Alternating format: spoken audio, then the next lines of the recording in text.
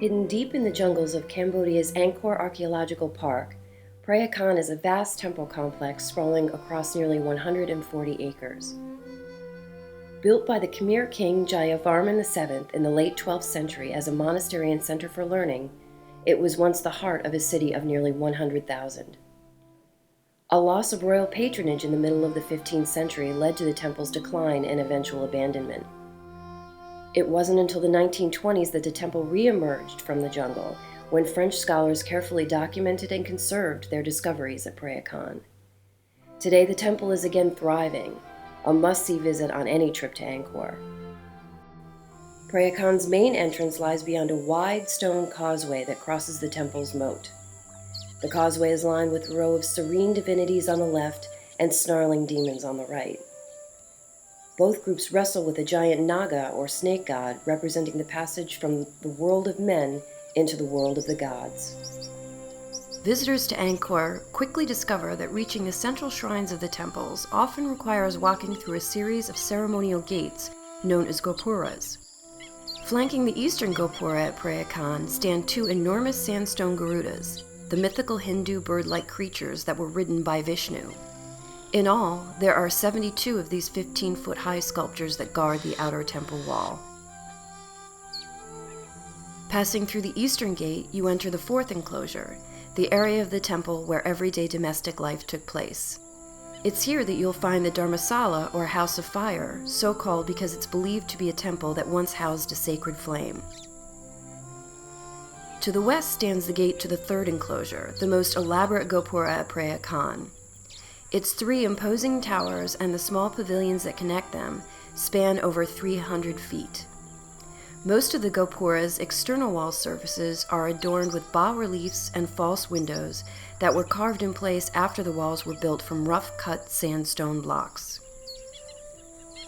Beyond the gopura lies the Hall of Dancers, a large vaulted space with 8 exquisite lintels depicting celestial dancers. The hall is one of the first structures you pass through in the complex, so it may have been a place where worshippers presented offerings of food, gifts, and dance to the king and his divinities. Though the hall is open to the sky today, it was most likely once covered with a wooden roof. To the right looms the 2-story pavilion, a unique structure unlike any other at Angkor. It was long believed that the pavilion housed the Preah Khan, or sacred sword, carried by the king in ceremonial processions. Nearby is the niche that once held the Preah Khan stele, a sandstone pillar covered with finely carved Sanskrit poetry.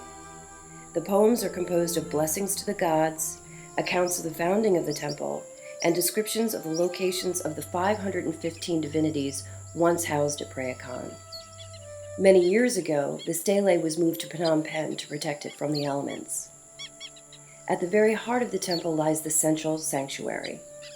Inscriptions on the Preah Khan stele tell us that a divinity carved in the likeness of King Jayavarman VII's father originally stood at its center.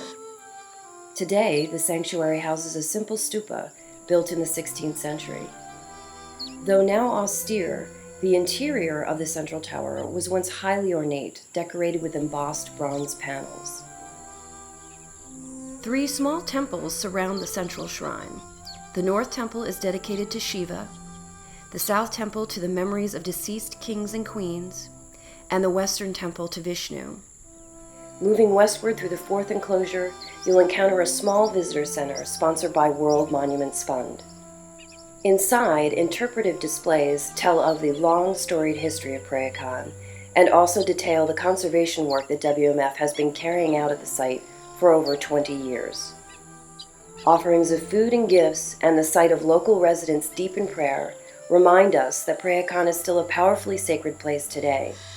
Working in close collaboration with the Apsara National Authority and with support from generous donors, World Monuments Fund is committed to preserving and protecting this unparalleled treasure for generations to come.